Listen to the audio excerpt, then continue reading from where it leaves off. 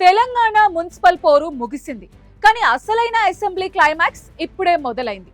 ఫలితాల్లో 37 మున్సిపాలిటీలు హంగ్ దిశగా వెళ్లటంతో ఇప్పుడు మున్సిపల్ చైర్మన్ పీఠాలను దక్కించుకోవడానికి ఎక్సఫిషియో ఓట్లు కీలకంగా మారాయి. అయితే ఈ ఓటింగ్ సాక్షిగా ఫిరాయింపు ఎమ్మెల్యేలని బుక్ చేసేందుకు బీఆర్ఎస్ అధినాయకత్వం ఒక పదునైన అస్త్రాన్ని సిద్ధం చేసింది. అదే విప్. పార్టీ మారి కాంగ్రెస్ పంచును చేరిన ఎమ్మెల్యేలను ఇరకాటంలో పడేసి వారి సభ్యత్వాన్ని రద్దు చేయించేందుకు బీఆర్ఎస్ వేసిన ఈ స్కెచ్ ఇప్పుడు టాలీవుడ్ థ్రిల్లర్ ని తలపిస్తోంది. అసలు కార్ పార్టీ ప్లాన్ ఏంటి? ఫిరాయింపు ఎమ్మెల్యేలు దీని నుండి ఎలా తప్పించుకోబోతున్నారు? ఇప్పుడు స్పెషల్ స్టోరీలో చూద్దాం. తెలంగాణ మున్సిపల్ ఎన్నికలు బీఆర్ఎస్ కి ఒక అగ్ని పరీక్షగా మారాయి. ఆశించిన స్థాయిలో మెజారిటీ రాకపోయినా హంగ్ ఏర్పడిన మున్సిపాలిటీలు ఇప్పుడు గులాబీ పార్టీకి ఒక అనుకోని అవకాశాన్ని ఇచ్చాయి.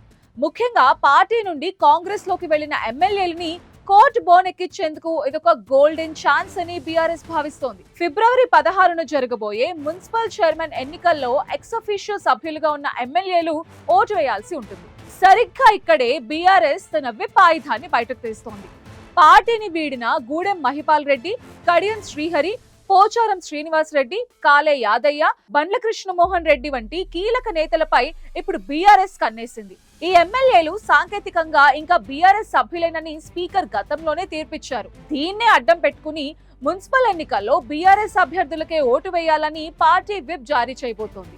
ఒకవేళ వారు విప్ ని ధిక్కరించి కాంగ్రెస్ అభ్యర్థులకు ఓటు వేస్తే ఆ వీడియో సాక్ష్యాలతో నేరుగా అసెంబ్లీ స్పీకర్ కి ఫిర్యాదు చేసి వారి సభ్యత్వాన్ని రద్దు చేయించాలని బీఆర్ఎస్ వ్యూహంగా కనిపిస్తోంది. న్యాయపరంగా బలమైన ఆధారాలు సేకరించడానికి మున్సిపల్ ఓటింగ్ ని ఒక వేదికగా మార్చుకోవాలని కేసీఆర్ టీం భావిస్తోంది. అయితే ఈ ఎత్తుగడను గమనించిన ఫిరాయింపు ఎమ్మెల్యేలు కూడా తక్కువేం తినలేదు. విప్ ఉల్లంఘన అనే ఉచ్చులో పడకుండా ఉండేందుకు వారు ప్రతి వ్యూహం సిద్ధం చేసుకుంటున్నారు. ఓటింగ్ లో పాల్గొని రిస్క్ తీసుకోవడం కంటే ఆ రోజంతా మున్సిపల్ సమావేశానికి డుమ్మా కొట్టడమే బెటర్ అని వారు భావిస్తున్నట్టు సమాచారం. ఓటింగ్ కి దూరంగా ఉంటే అటు పార్టీ ఫిరాయింపుల చట్టం నుండి తప్పించుకోవచ్చు, ఇటు కాంగ్రెస్ తో ఉన్న స్నేహాన్ని కాపాడుకోవచ్చు అనేది వారి లెక్క. ఈ నేపథ్యంలో మున్సిపల్ పీఠాల కోసం సాగుతున్న ఈ చదరంగంలో గెలిచేది ఎవరో, విప్ దెబ్బకి వికెట్ పడేది ఎవరిదో అనేది రాష్ట్ర రాజకీయాల్లో తీవ్ర ఉత్కంఠ నెలకొంది.